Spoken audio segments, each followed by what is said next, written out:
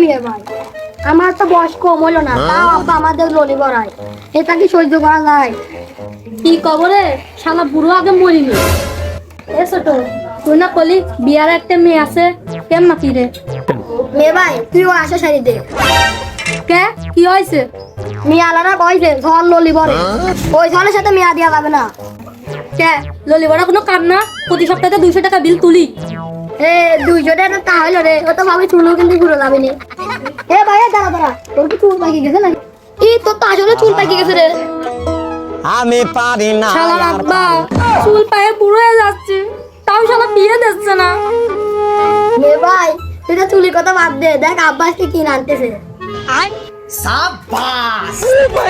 আহা, আমি পারি না আর পারি না, আমি কেন মরি না। কি সুন্দর গো, আজকেও মূলো আর ফুলকপি নিয়ে আইছো। এই মূল্য আর ফুলকপি খেলে তো সহি পড়লো, এই লাউ তো সহি পড়ে না। ও এই যে লাউ, আমি তো শসা মনে করছিলাম। আব্বা তুমি এটা কিনে নিয়ে আইছো না চায়ে নিয়ে আইছো? এই ভোরা বাড়া সওয়াল, আজকাল কোনো কিছু মাংনাই পাওয়া যায়, এই লাউটা 5 টাকা আনেছে। আমি তো ভাবতেছি এই লাউ না অন্য কিছু, তুমি কি কিনে নিয়ে আইছো?